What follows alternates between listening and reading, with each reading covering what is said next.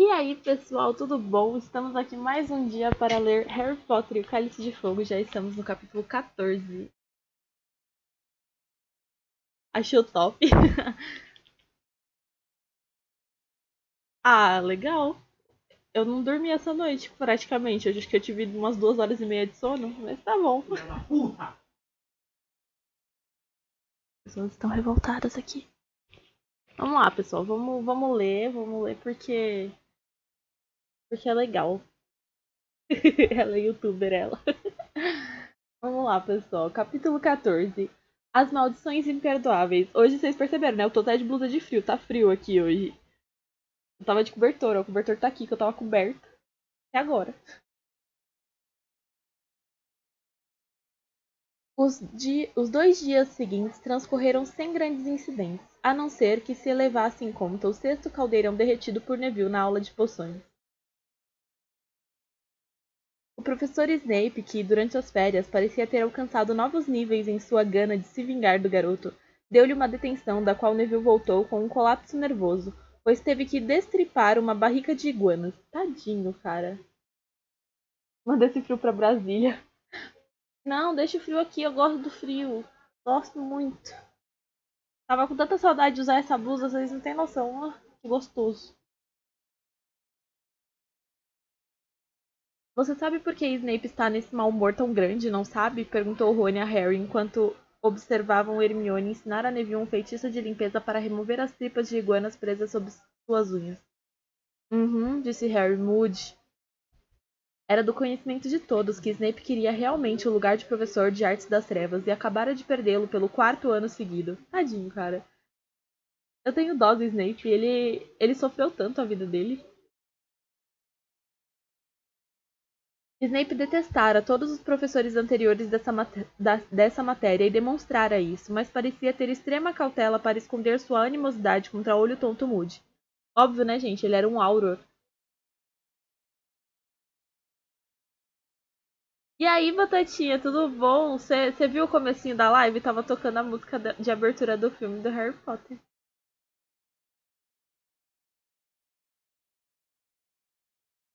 De fato, sempre que Harry via os dois professores juntos na hora das refeições ou quando passavam pelos corredores, tinha a nítida impressão de que Snape evitava os olhos de Moody, fosse o mágico, fosse o normal. Depois você assiste lá no YouTube. Não, não, mentira, no YouTube não vai estar. Amanhã você vê, amanhã vai ter de novo. Amanhã vai ter musiquinha no início da live. Eu achei que não ia funcionar, entendeu? Mas funcionou, eu fiquei muito feliz. Acho que Snape tem medo dele, disse Harry pensativo. Imagine se Moody transformasse Snape em iguana, disse Rony, seus olhos se toldando, e fizesse ele ficar saltando pela masmorra. Ah, é, tem razão. A Ana tem razão. É só ver depois a live salva na Twitch. Os alunos da 4ª série da Grifinória estavam tão ansiosos para ter a primeira aula com Moody que, na quarta-feira, chegaram logo depois do almoço e fizeram fila à porta da sala, antes mesmo da sineta tocar. A única pessoa ausente foi Hermione, que chegou no último instante para a aula. Estava na biblioteca, Harry terminou a frase da amiga. Anda logo, senão não vamos arranjar lugares decentes. Eles correram para pegar 3 cadeiras bem diante da escrivaninha do professor. Apanharam seus exemplares de As Forças das Trevas, um guia para sua proteção, e esperaram anormalmente quietos. Não tardaram a ouvir os passos sincôpados de Moody, que vinha pelo corredor e que, ao entrar na sala, parecia mais estranho e amedrontado que nunca. Seu pé de madeira em garra aparecia ligeiramente por baixo das vestes. Podem guardar isso, rosnou ele, apoiando-se na escrivaninha para se sentar. Esses livros, não vão precisar deles. Os alunos tornaram a guardar os livros nas mochilas. Rony tinha um ar excitado.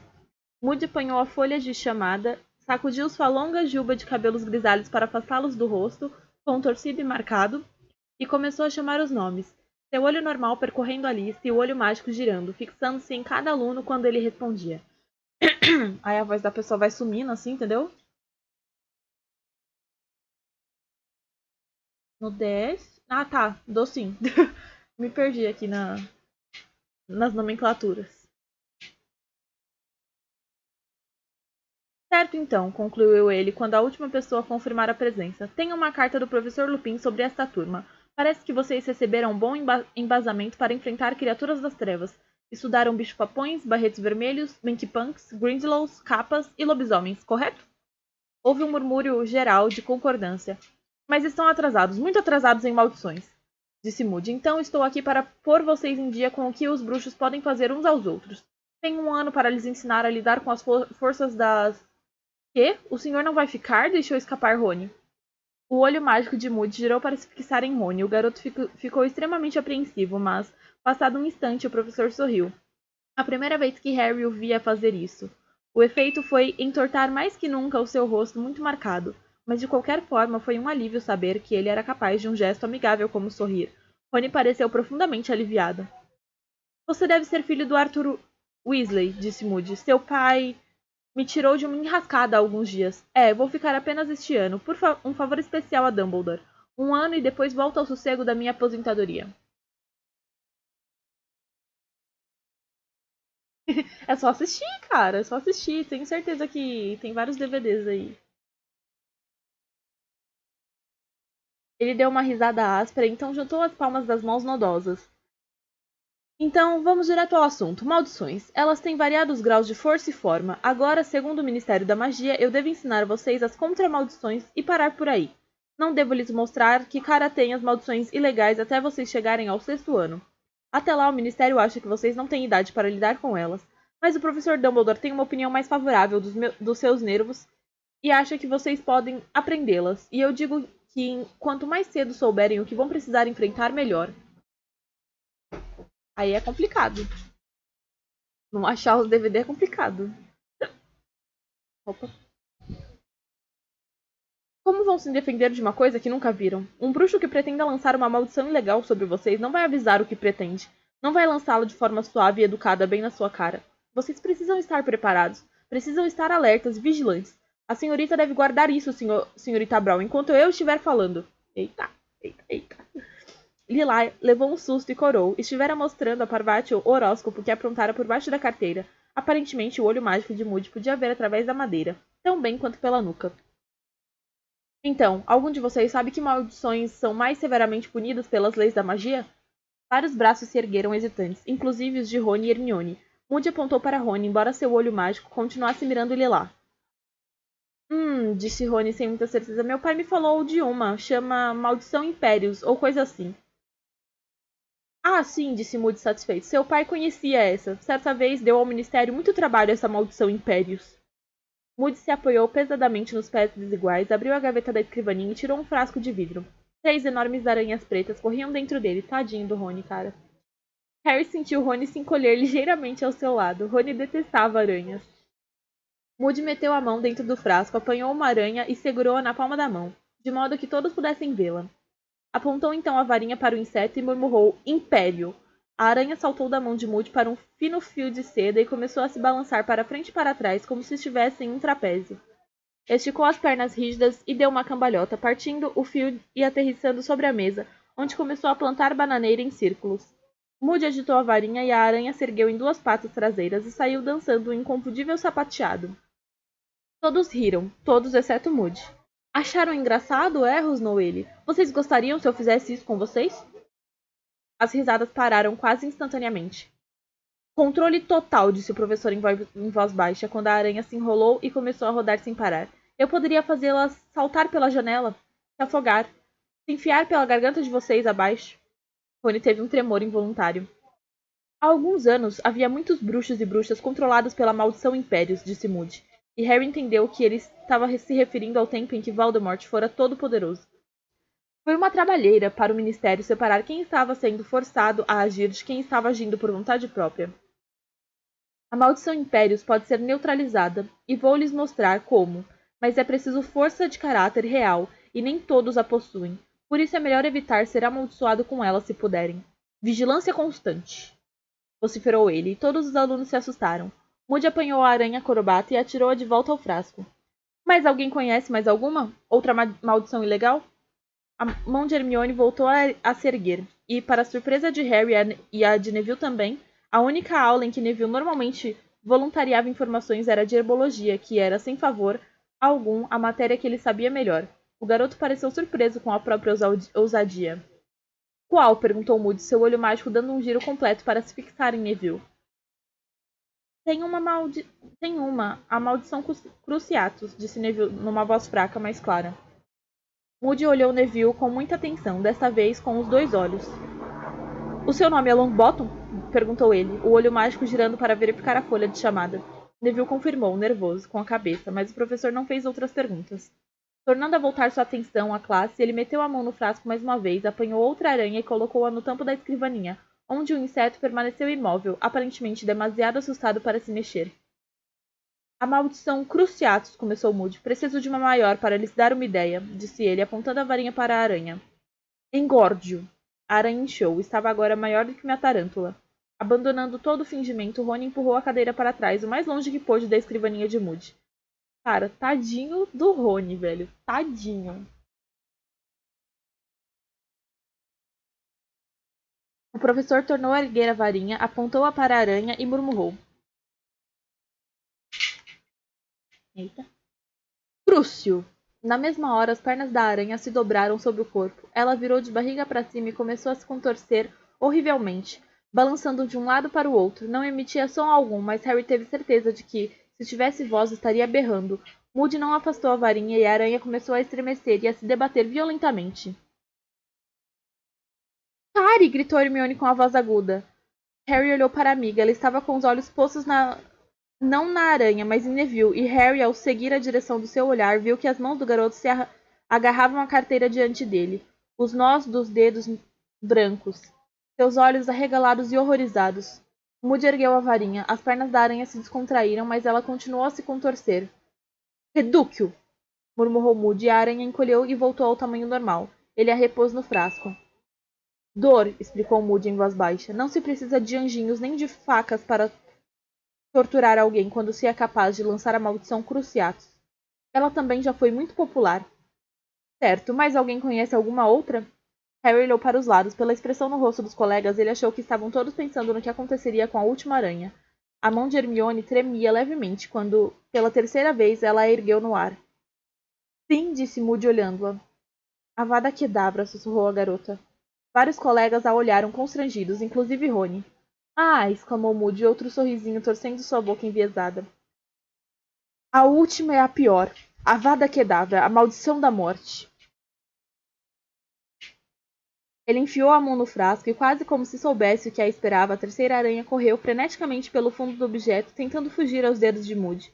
Mas ele a apanhou e a colocou sob a escrivaninha. O inseto começou a correr, desvairado, pela superfície de madeira. Moody ergueu a varinha e Harry sentiu um repentino pressentimento. Avada Kedavra! Berrou Moody. Houve um relâmpago de ofuscante luz verde, um rumorejo, como se algo vasto e invisível voasse pelo ar. Instantaneamente, a aranha virou de dorso, sem uma única marca, mas inconfundivelmente morta. Várias alunas abafaram gritinhos. Rony se atirara para trás, quase caindo da cadeira, quando a aranha escorregou em sua direção. Moody empurrou a aranha morta para fora da mesa. Nada bonito, disse calmamente, nada agradável, e não existe contra-maldição. Não há como bloqueá-la. Somente uma pessoa no mundo já sobreviveu a ela e está sentada bem aqui, na minha frente. Harry sentiu seu rosto corar. Quando os 2 olhos de Moody fitaram os dele, sentiu que toda a turma também estava olhando para ele. Harry encarou o quadro negro e limpo como se estivesse fascinado por sua superfície, mas na realidade sem sequer vê-lo. Então fora assim que seus pais tinham morrido, exatamente como aquela aranha. Será que tinham morrido sem desfiguração nem marcas também? Será que tinham simplesmente visto um relâmpago verde e ouvido o rumorejo da morte que se aproximou célere, antes que a vida fosse varrida de seus corpos? Harry imaginara a morte dos pais muitas vezes nesses 3 anos, desde que descobrira que tinham sido assassinados, desde que descobrira o que acontecera naquela noite, como Rabicho informara o esconderijo de seus pais a Voldemort, que viera procurá-los em casa, como o bruxo matara primeiro o pai de Harry, como Tiago Potter tentara atrasá-lo enquanto gritava para a mulher apanhar Harry e correr. E Voldemort avançara para Lilian Potter. Dissera-lhe para se afastar, para ele poder matar Harry, como sua mãe suplicara para que a matasse no lugar do filho. Recusara-se a deixar de proteger o filho com o corpo. E então Voldemort a assassinara também, antes de virar a varinha contra Harry.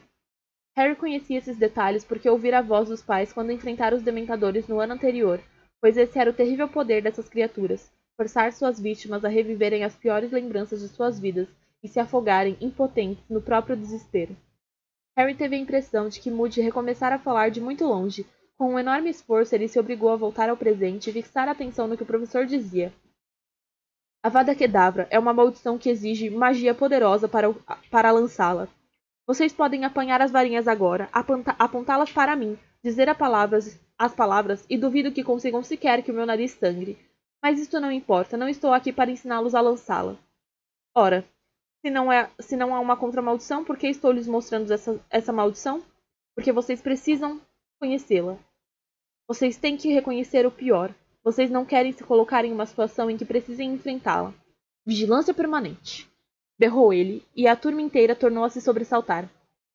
Agora, essas 3 maldições, Avada Kedavra, Impérios e Cruciatus, são conhecidas como as maldições imperdoáveis. O uso de qualquer uma delas em um semelhante humano é suficiente para ganharem uma pena de prisão perpétua em Azkaban. É isso que vão ter que enfrentar. É isso que preciso lhes ensinar a combater. Vocês precisam estar preparados. Vocês precisam de armas. Mas, acima de tudo, precisam praticar uma vigilância constante, permanente. Apanhem suas penas. Copiem o que vou ditar. Os alunos passaram o resto da aula tomando nota sobre cada uma das maldições imperdoáveis.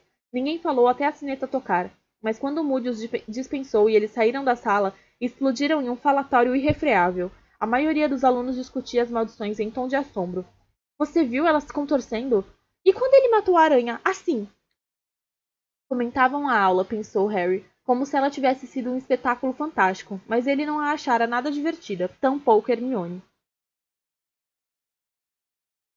Anda logo, disse ela tensa para Harry e Rony. Não é a biblioteca outra vez, é? Perguntou Rony.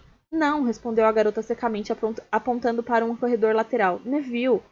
Neville estava em pé, sozinho, no meio do corredor, de olhos fixos na parede de pedra oposta, com a mesma expressão horrorizada e pasma que fizera quando Moody demonstrara a maldição Cruciatus.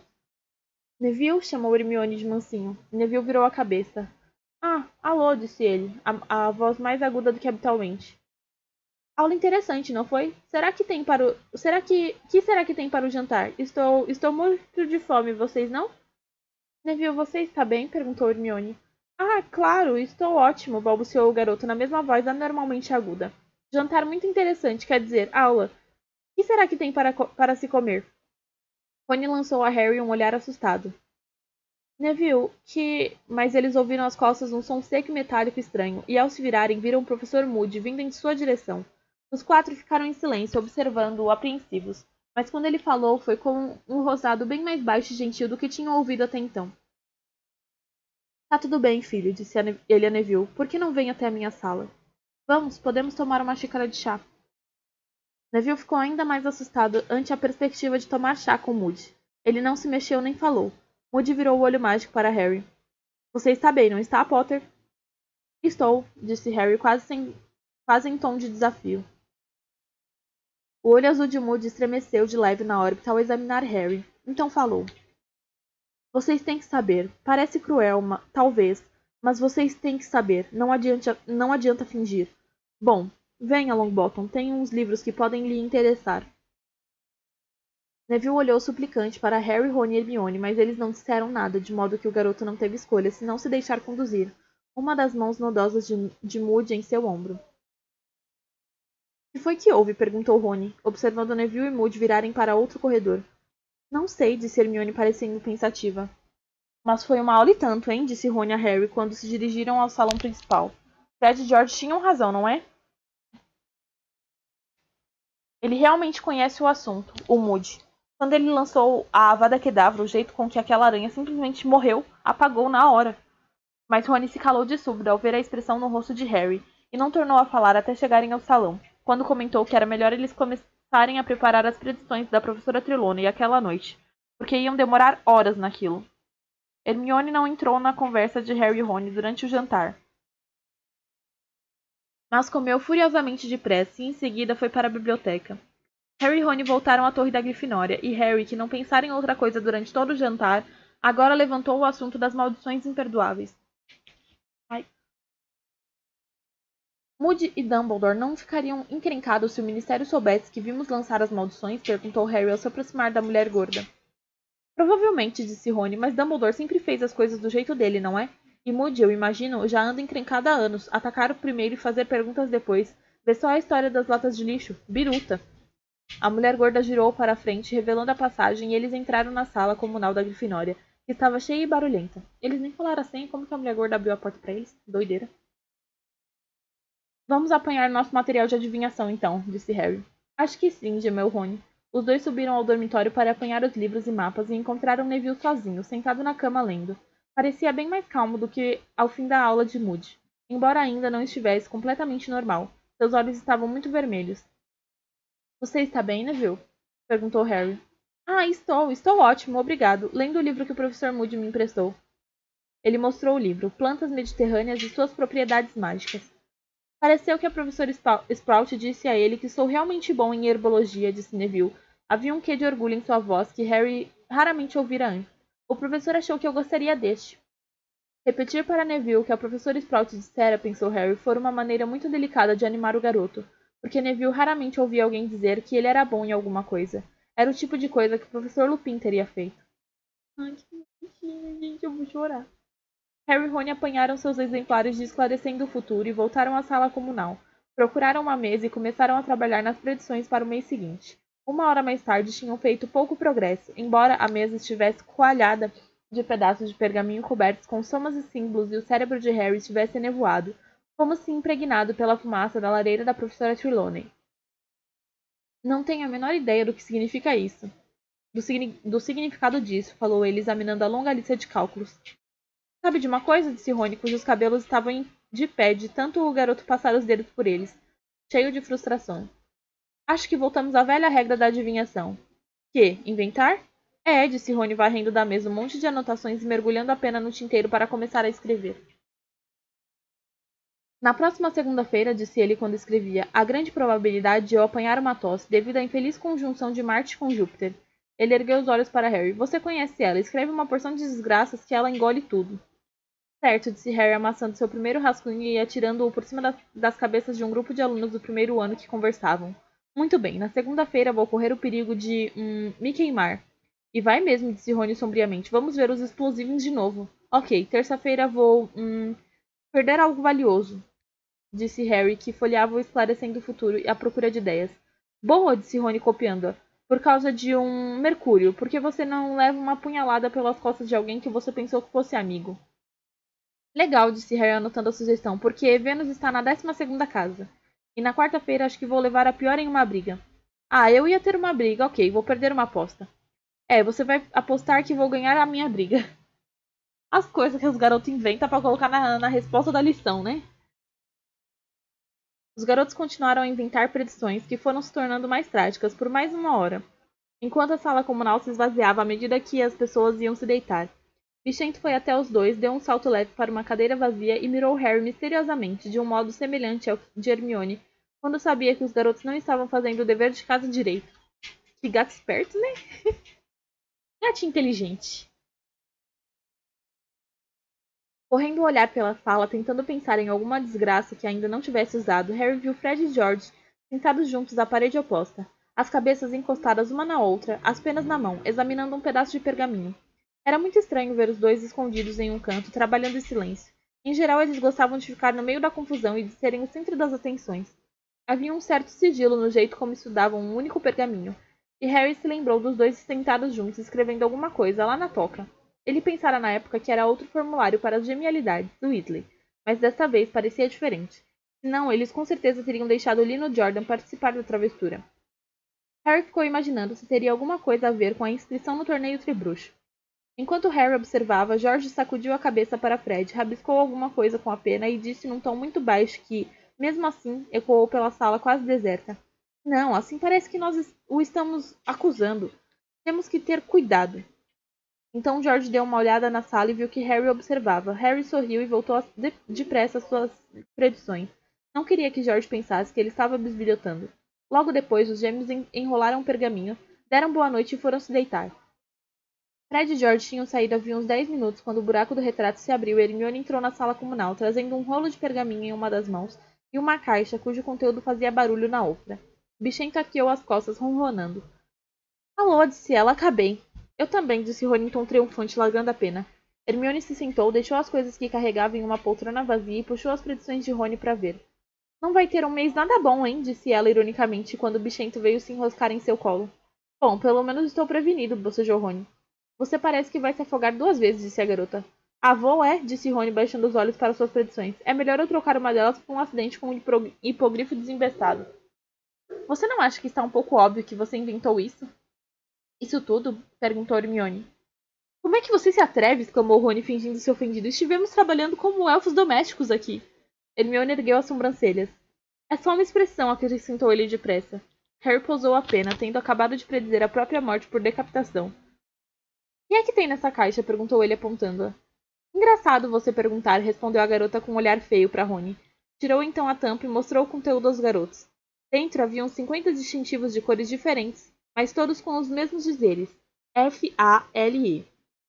Fale? Estranhou Harry, apanhando um distintivo e examinando. O que significa isso?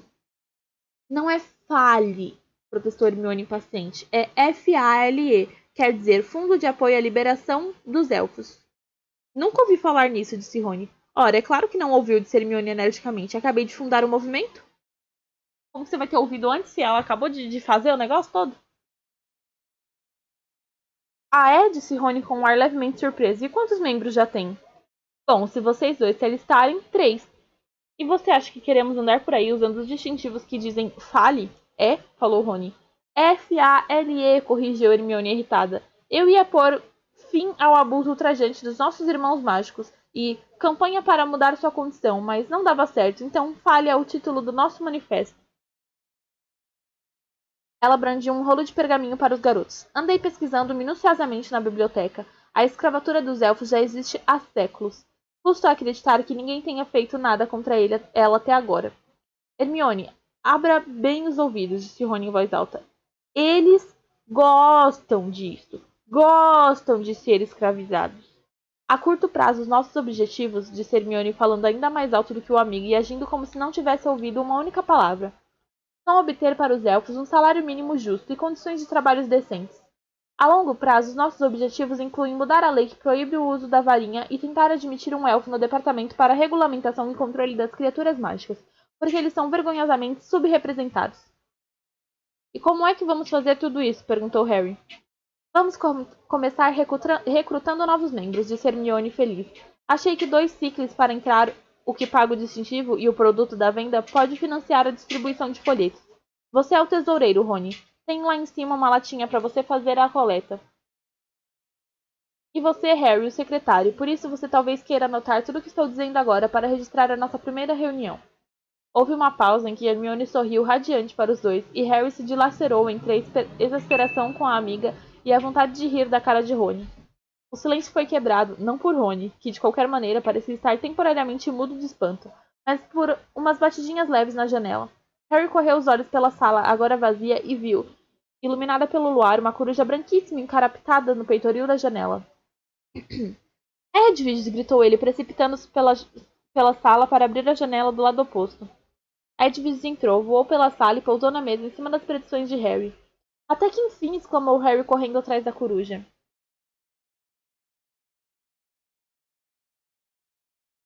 Ela trouxe uma resposta! Exclamou Rony excitado, apontando para um pedaço sujo de pergaminho preso à perna de Edwige. Harry desamarrou-o depressa e se sentou para ler, depois do que Edwige voou para o joelho do garoto, piando baixinho. O que é que ele diz? Perguntou Hermione ofegante. A carta era muito curta e parecia ter sido escrita com muita pressa. Harry leu-a em voz alta. Harry, estou viajando para o norte imediatamente. A notícia sobre a sua cicatriz é o último de uma série de acontecimentos estranhos que tem chegado aos meus ouvidos. Se ela tornar a doer, procure imediatamente Dumbledore. Dizem que ele tirou o olho tonto da aposentadoria, o que significa que tem identificado os sinais, mesmo que os outros não os vejam. Logo entrarei em contato com você. Dê minhas lembranças a Rony e Hermione. Fique de olhos abertos, Harry. Sirius. Harry olhou para Rony e Hermione, que retribuíram seu olhar. Ele está viajando para o norte, sussurrou Hermione. Está voltando? Dumbledore tem identificado que sinais? Perguntou Rony, parecendo perplexo. Harry, o que é que está acontecendo? pois Harry acabara de dar um soco na própria testa, sacudindo Edward para fora do colo. Eu não devia ter contado a ele, disse Harry furioso. Do que é que você está falando? Perguntou Rony surpresa. Fiz ele pensar que precisava voltar, disse Harry, agora batendo o punho na mesa, de modo que a coruja foi parar no espaldar da cadeira de Rony, piando indignada. Precisa voltar porque acha que estou correndo perigo, e não há nada errado comigo, e não tenho nada para você, falou ele com rispidez para Edward, que batia o bico esperançosa. Vai ter que ir para o corujal se quiser comida. Edward lançou ao dono um olhar extremamente ofendido e saiu voando pela janela aberta, raspando a asa na cabeça dele ao sair. Harry, começou Hermione numa voz tranquilizadora. Vou me deitar, disse Harry impaciente. Vejo vocês de manhã. Em cima no dormitório, ele vestiu o pijama e enfiou-se na cama de colunas, mas não se sentiu nem um pouco cansado. Se Sirius voltasse e fosse apanhado, seria culpa dele, Harry. Por que não ficara calado? Uma dorzinha à toa e ele fora tagarelar. Se tivesse tido o juízo de guardar a dor só para si... Ele ouviu Rony entrar no dormitório pouco depois, mas não falou com um amigo. Durante um longo tempo, Harry ficou contemplando o dosel escuro de sua cama. O dormitório estava completamente silencioso, e se ele estivesse menos preocupado, teria reparado que a ausência dos costumeiros roncos de Neville significava que ele não era o único que estava acordado. Aí agora a gente para e bebe água, porque senão não tem voz para terminar o outro capítulo.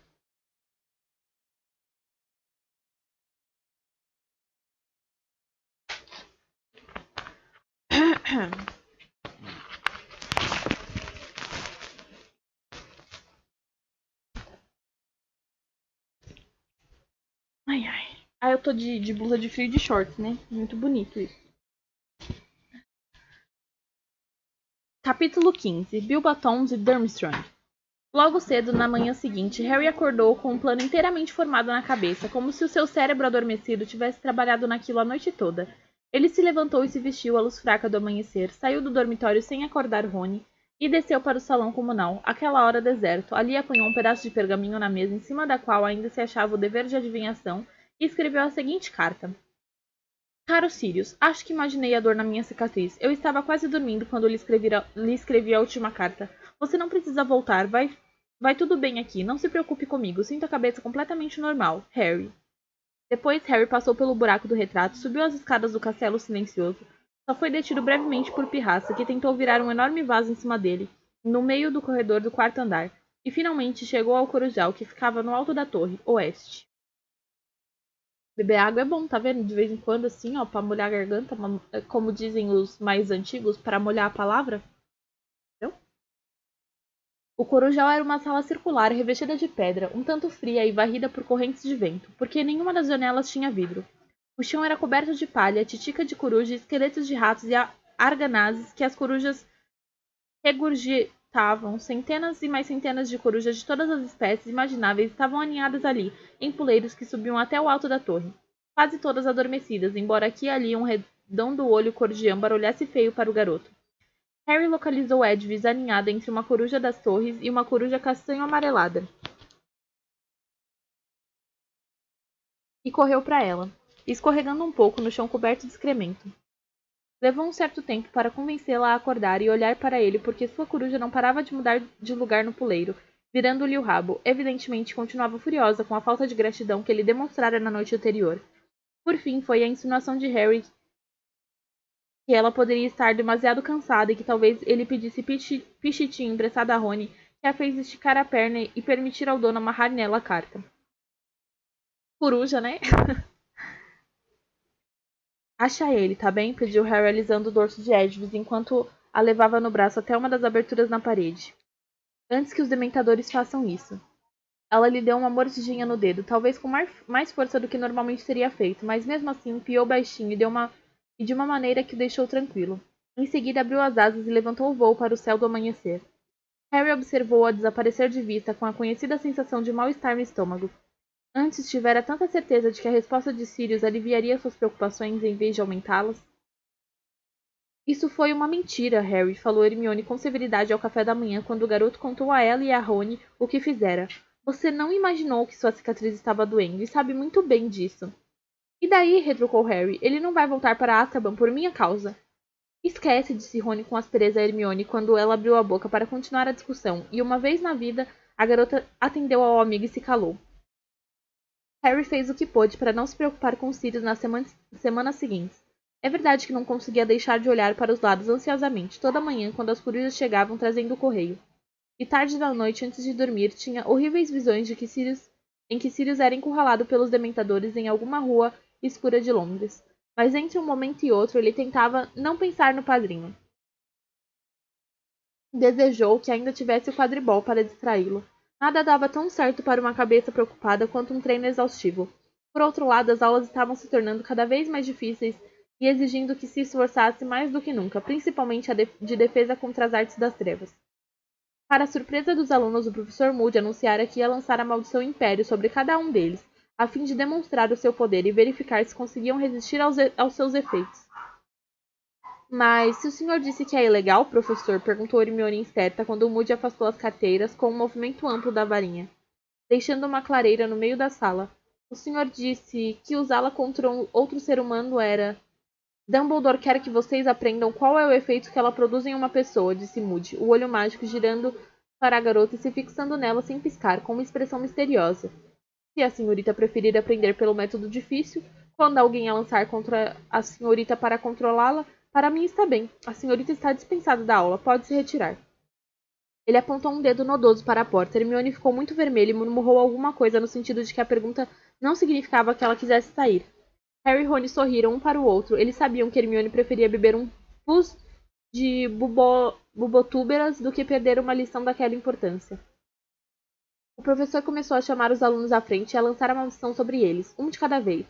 Harry observou os colegas fazerem as coisas mais extraordinárias sob a influência da Impérios. Dino Thomas deu 3 voltas pela sala aos saltos, cantando o hino nacional. Lila Brown imitou um esquilo. Neville executou uma série de acrobacias surpreendentes que ele certamente não teria conseguido em condições normais. Nenhum deles parecia ser capaz de resistir à maldição, e cada um só voltava ao normal quando Moody a desfazia. Potter, rosnou Moody, você é o próximo. O garoto se adiantou até o meio da sala, no espaço que Moody deixara livre. O professor ergueu a varinha, apontou-a para Harry e disse: Império! Foi uma sensação maravilhosa. Harry sentiu que flutuava e todos os pensamentos e preocupações em sua mente desapareceram suavemente, deixando apenas uma felicidade vaga e inexplicável. Ele ficou ali, extremamente relaxado, vagamente consciente de que todos o observavam. Então, ouviu a voz de olho tonto Moody ecoar em uma célula distante do seu cérebro vazio. Salte para cima da carteira. Salte para cima da carteira. Harry dobrou os joelhos obedientemente, preparando-se para saltar. Salte para cima da carteira. Mas por quê? Outra voz despertara no fundo de sua mente. Que coisa boba para alguém fazer, francamente, disse a voz. Salte para cima da carteira. Não, acho que não. Obrigado, disse a segunda voz, com mais firmeza. Não, não quero. Salte, agora! A próxima coisa que Harry sentiu foi uma imensa dor. Ele saltou e tentou não saltar ao mesmo tempo. O resultado foi se estatelar em cima de uma carteira, derrubando-a e, pela dor que sentiu nas pernas, fraturar as 2 rótulas. Eita! Ainda bem que é fácil consertar osso, né? Como diz a... Eu não lembro o nome da enfermeira da escola. Esqueci.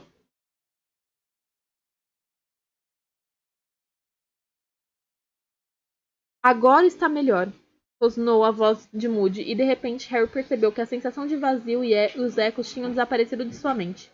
Lembrou-se com exatidão do que estava acontecendo e a dor nos joelhos pareceu dobrar de intensidade. Olhem só isso, vocês todos. Potter resistiu.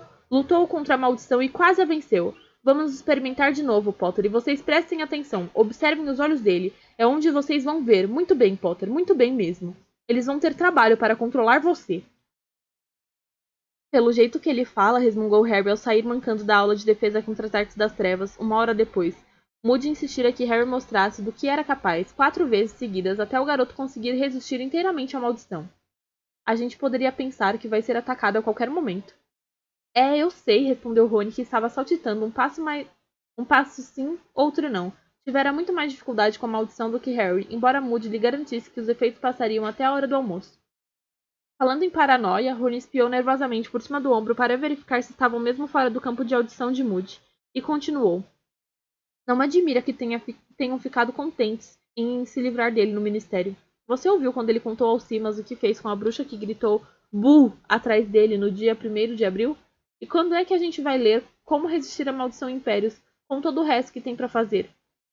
Todos os alunos do quarto ano haviam notado que decididamente houvera um aumento na quantidade de deveres exigidas deles neste trimestre. A professora Minerva explicou o porquê, quando a turma gemeu particularmente alto à vista do dever de transfiguração que ela passava. Vocês agora estão entrando numa fase importantíssima da sua educação em magia, disse ela, os olhos faiscando perigosamente por trás dos óculos quadrados. O exame para obter os níveis ordinários em magia estão se aproximando. Mas não vamos fazer exames de nivelamento até a quinta série, exclamou Dino Thomas indignado. Talvez não, Thomas, mas me acredite, vocês precisam de toda a preparação que puderem obter. A senhorita Granger foi a única aluna dessa turma que conseguiu transformar um porco-espinho em uma almofadinha de alfinetes razoável. Eu talvez possa lhe lembrar, Thomas, que a sua almofadinha ainda se encolhe de medo quando alguém se aproxima dela com um alfinete. Hermione, que tornara a cortar, parecia estar fazendo um esforço para não parecer cheia de si demais. Harry e Rony acharam muita graça quando a professora Trelawney lhes disse que tinham tirado a nota máxima no dever da aula anterior de adivinhação. Tá vendo? Inventar as coisas deu bom pra eles. Só que aí vai a gente fazer umas coisas dessas na escola e dá ruim, né? Dá muito ruim. Não façam isso, crianças. Não façam isso. Façam a lição direitinho, pesquisem.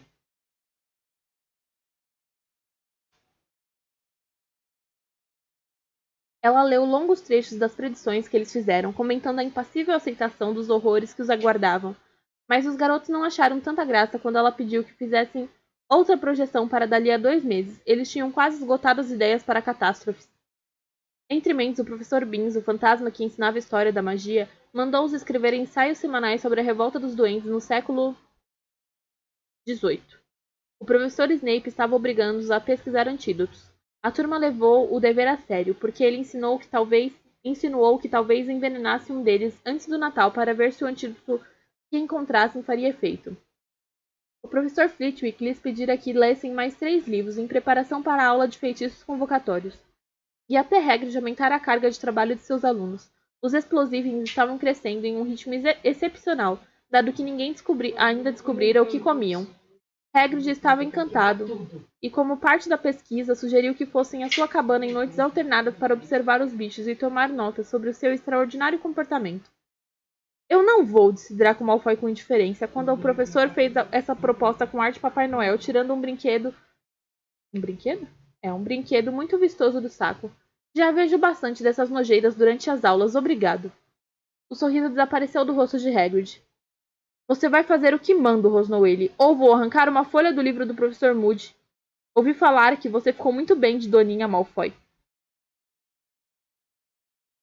Os alunos da Grifinória deram grandes gargalhadas. Malfoy enrubesceu de raiva, mas, pelo visto, a lembrança do castigo de Moody ainda era suficientemente dolorosa para impedi-lo de responder. Harry, Rony e Hermione voltaram para o castelo no fim da aula, muito animados. Ver Hagrid desmoralizar Malfoy era particularmente gostoso, porque, no ano anterior, o garoto se esforçara ao máximo para fazer com que Hagrid fosse despedido. Quando chegaram ao saguão de entrada, viram-se impedidos de prosseguir pela aglomeração de alunos que havia ali, em torno de um grande aviso fixado ao pé da escadaria de mármore. Rony, o mais alto dos 3, ficou nas pontas dos pés para ver por cima das cabeças à sua frente e ler o aviso em voz alta para os outros 2. Torneio Tribruxo. As delegações de Beauxbatons e Durmstrang chegarão às 6 horas, sexta-feira, 30 de outubro. As aulas terminarão 1 hora antes. Genial! Exclamou Harry. Poções a última aula de sexta-feira. Snape não terá tempo de envenenar todos nós. Os alunos deverão guardar as mochilas e livros em seus dormitórios e se reunir na entrada do castelo para receber os nossos hóspedes antes da festa de boas-vindas. É daqui a uma semana, exclamou Ernesto Macmillan da Lufa-Lufa, saindo da aglomeração, os olhos brilhando. Será que o Cedrico sabe? Acho que vou avisar a ele. Cedrico? Repetiu Rony sem entender, enquanto Ernesto saía apressado. Diggory, disse Harry. Ele deve estar inscrito no torneio. Aquele idiota, campeão de Hogwarts, disse Rony, quando abriam caminho pelo ajuntamento de alunos para chegar à escadaria. Ele não é idiota, você simplesmente não gosta dele porque ele derrotou a Grifinória no quadribol, disse Hermione. Ouvi falar que é realmente um bom aluno. E é monitor. Ela falou...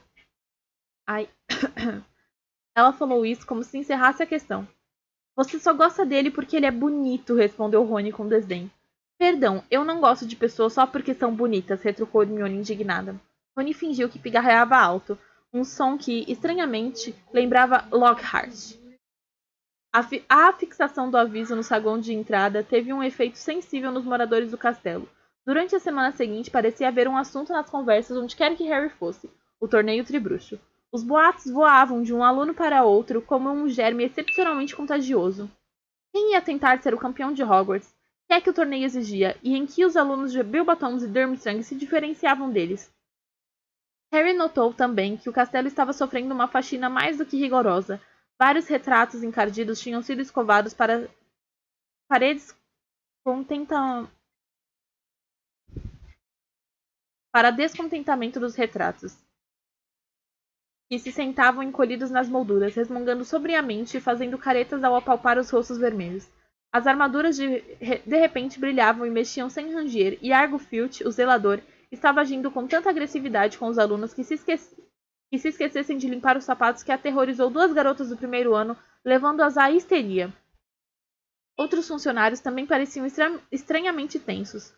Longbottom, tenha a bondade de não revelar que você não consegue sequer lançar um simples feitiço de troca diante de alguém de Durmstrang, vociferou a professora Minerva, ao fim de uma aula particularmente difícil em que Neville acidentalmente transplantara as próprias orelhas para um cacto. Quando eles desceram para o café da manhã do dia 30 de outubro, descobriram que o salão principal fora ornamentado durante a noite. Grandes bandeiras de seda pendiam das paredes, cada uma representando uma casa de Hogwarts. A vermelha com um leão dourado da Grifinória, a azul com uma águia de bronze da Corvinal, a amarela com um texugo negro da Lufa-Lufa e a verde com uma serpente de prata da Sonserina. Por trás da mesa dos professores, a maior bandeira de todas tinha o brasão de Hogwarts. Leão, águia, texugo e serpente unidos em torno de uma grande letra H. Harry, Ron e Hermione viram Fred e George à mesa da Grifinória. Mais uma vez, e muito anormalmente, os dois estavam sentados à parte dos demais e conversavam em voz baixa. Rony se encaminhou para os dois. É chato, sim, dizia George sombriamente a Fred. Mas se ele não quer falar conosco pessoalmente, temos que lhe mandar uma carta ou enfiá-la na mão dele. Ele não pode ficar nos evitando para sempre. Quem é que está evitando vocês? Perguntou Rony, sentando-se ao lado deles. Gostaria que fosse você, disse Fred, mostrando-se irritado com a interrupção. E é que é chato? Perguntou Rony a George. Ter um babaca metido feito você como irmão, disse George. Vocês já tiveram alguma ideia para o torneio tribruxo? Perguntou Harry. Continuaram pensando como vão tentar se inscrever? Perguntei a McGonagall como é que os campeões são escolhidos, mas ela não quis dizer. Respondeu George com amargura. Só me disse para calar a boca e continuar transformando o meu raccoon. Fico imaginando quais vão ser as tarefas, disse Rony pensativo. Sabe, aposto que poderíamos dar conta. Harry e eu já fizemos coisas perigosas antes. Não na frente de uma banca de juízes. Isso vocês não fizeram, disse Fred. McGonagall disse que os campeões recebem pontos pela perfeição com que executam as tarefas. Quem são os juízes? Perguntou Harry. Bem, os diretores das escolas participantes sempre fazem parte da banca, disse Hermione, e todos a olharam surpresos, porque os 3 ficaram feridos durante o torneio de 1792, quando o basilisco que os campeões deviam capturar saiu destruindo tudo. Ela notou que todos a olhavam e disse com seu costumeiro ar de impaciência quando via que ninguém mais lera os mesmos livros que ela. Está tudo em Hogwarts uma história, embora, é claro, esse livro não seja 100% confiável. Uma história revista de Hogwarts seria um título mais preciso, ou então uma história seletiva e muito parcial de Hogwarts que aborda brevemente os aspectos mais desfavoráveis da escola.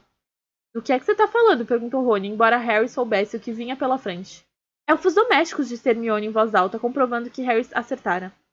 Nenhuma vez, em mais de 1000 páginas, Hogwarts, uma história, menciona que somos todos convenientes na opressão de centenas de escravos. Harry sacudiu a cabeça e se concentrou nos ovos mexidos. A falta de entusiasmo dele e de Rony não conseguiu refriar a decisão de Hermione de obter justiça para os elfos domésticos. Era verdade que os dois tinham pagado os 2 ciclis pelos distintivos do Fale, mas só o tinham feito para fazê-la calar-se. Os ciclis, no entanto, tinham sido gastos em vão. Se produziram algum efeito, foi o de tornar Hermione ainda mais vociferante. A garota andava atormentando os dois desde então. Primeiro para usarem os distintivos, depois para persuadirem outros a fazer o mesmo. E ela também passara a caminhar pela sala comunal da Grifinória todas as noites, encostando os colegas na parede e sacudindo a latinha de coleta debaixo do nariz deles. Vocês têm consciência de que os seus lençóis são trocados, as lareiras acesas, as salas de aulas limpas e a comida preparada por um grupo de criaturas mágicas que não recebem salário e são escravizadas? Ela não parava de lembrar a todos com veemência. Alguns colegas, como Neville, tinham pagado só para Hermione parar de fazer cara feia para ele. Alguns pareceram ligeiramente interessados no que a garota tinha a dizer, mas relutavam a assumir um papel mais ativo no movimento. Muitos encaravam a coisa toda como piada. Rony agora contemplou o teto que banhava a todos com o sol de outono e Fred fingiu-se extremamente interessado no bacon que havia em seu prato. Os gêmeos tinham se recusado a comprar um distintivo do Fale. George, no entanto, chegou para mais perto de Hermione. Escuta aqui, Hermione, você já foi à cozinha? Não, claro que não, respondeu a garota secamente. Nem posso imaginar que os alunos devam. Bom, nós já fomos, disse George indicando Fred. Várias vezes para afanar comida. E encontramos os elfos. E eles estão felizes. Acham que têm o melhor emprego do mundo. É porque eles não têm instrução e sofrem lavagem cerebral. Começou Hermione acaloradamente, mas suas palavras seguintes foram abafadas pelo ruído de asas que vinha do alto anunciando a chegada das corujas com o correio. Harry ergueu os olhos e na mesma hora avistou Edwige, que voava em sua direção. Hermione parou de falar abruptamente. Ela e Rony observaram a coruja ansiosos enquanto a ave batia as asas rapidamente para descer e pousar no ombro de Harry. Depois fechou-as e estendeu a perna cansada. Harry desamarrou a resposta de Sirius e ofereceu a Edwige suas aparas de bacon, que ela comeu grata. Então, verificando que Fred e George estavam absortos em novas discussões sobre o torneio tribruxo, Harry leu a carta de Sirius aos cochichos para Rony e Hermione. Não me convenceu, Harry. Estou de volta ao país e bem escondido. Quero que me mantenha informado de tudo o que estiver acontecendo em Hogwarts. Não use Edwige, troque de corujas e não se preocupe comigo. Cuide-se. Não se esqueça do que lhe disse sobre a cicatriz. Sirius. Por que é que você precisa de trocar de corujas? Perguntou Rony em voz baixa. Edwige chamará muita atenção, respondeu Hermione na mesma hora. Ela se destaca, uma coruja muito branca que fica voltando para o lugar em que ele está escondido. Quero dizer, ela não é um pássaro nativo, não é mesmo? Harry enrolou a carta e guardou-a dentro das vestes, se perguntando se estaria se sentindo mais ou menos preocupado do que antes. Supunha que o fato de Sirius ter conseguido voltar sem ser apanhado já era muito. Tampouco podia negar que a ideia de que seu padrinho estava muito mais próximo era reconfortante. Pelo menos não teria que esperar tanto por uma resposta todas as vezes que lhe escrevesse.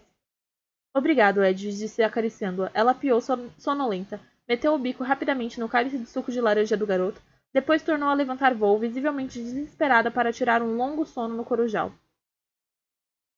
Havia uma sensação de agradável expectativa no ar aquele dia. Ninguém prestou muita atenção às aulas, pois estavam bem mais interessados na chegada das comitivas de Bibatons e Durmstrang à noite.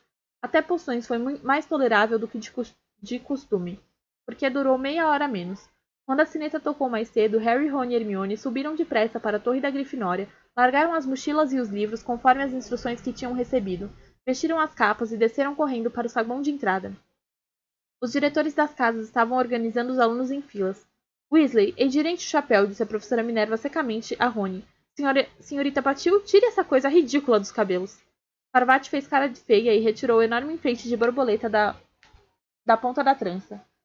Sigam-me, por favor, mandou a professora. Alunos da primeira série à frente, sem empurrar. Eles desceram os degraus da entrada e se enfileiraram diante do castelo. Fazia um fim de tarde frio e límpido. O crepúsculo vinha chegando devagarinho, e uma lua pálida e transparente já brilhava sobre a floresta proibida. Harry, postado entre Rony e Hermione na quarta fileira da frente para trás, viu Dennis Creevey decididamente trêmulo de expectativa entre os colegas da primeira série. Quase 6 horas, comentou Rony, verificando o relógio e depois espiando o caminho que levava aos portões da escola. Como é que vocês acham que eles vêm?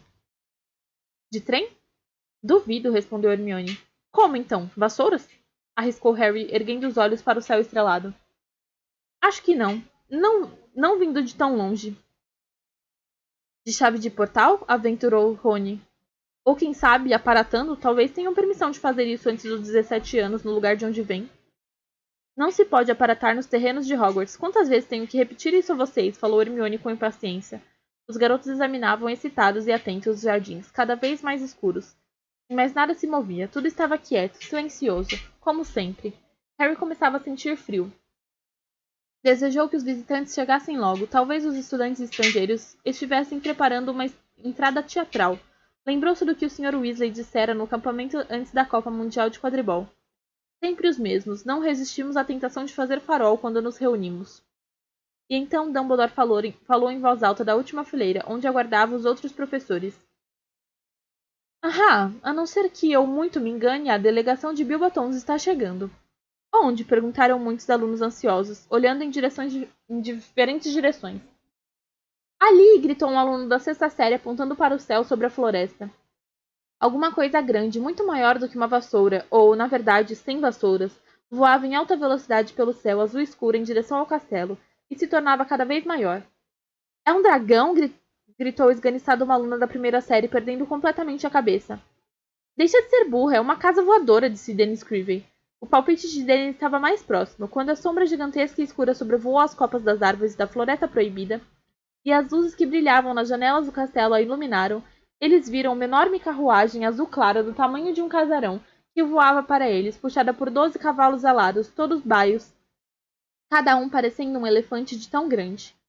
As 3 primeiras fileiras de alunos recuaram quando a carruagem foi baixando para pousar a uma velocidade fantástica. Então, com um baque estrondoso que fez Neville saltar para trás e pisar no pé de um aluno da quinta série da Sonserina, os cascos dos cavalos maiores que pratos bateram no chão. Um segundo mais tarde, a carruagem também pousou, balançando sobre as imensas rodas, enquanto os cavalos dourados agitavam as cabeçorras e reviravam os grandes olhos cor de fogo. Harry só teve tempo de ver que a porta da carruagem tinha um brasão, 2 varinhas cruzadas e de cada uma saíam 3 estrelas, antes que ela se abrisse.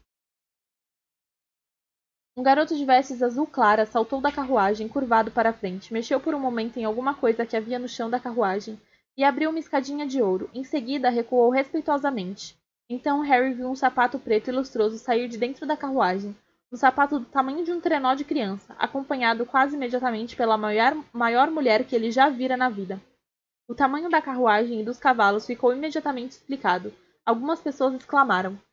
Harry só vira até então uma pessoa tão grande quanto essa mulher, Hagrid. Ele duvidou que houvesse 2 centímetros de diferença na altura dos dois, mas, por alguma razão, talvez simplesmente porque estava habituado a Hagrid, esta mulher agora ao pé da escada, que olhava para as pessoas que a esperavam de olhos arregalados, parecia ainda mais anormalmente grande. Ao entrar no círculo de luz projetado pelo saguão de entrada, ela revelou um rosto bonito de pele morena, grandes olhos negros que pareciam líquidos e um nariz um tanto bicudo. Seus cabelos estavam puxados para trás e presos em um coque na nuca. Vestia-se da cabeça aos pés de cetim negro e brilhavam numerosas opalas em seu pescoço e nos dedos grossos. Dumbledore começou a aplaudir os estudantes, acompanhando a deixa. Prorromperam em palmas, muitos deles nas pontas dos pés para poder ver melhor a mulher.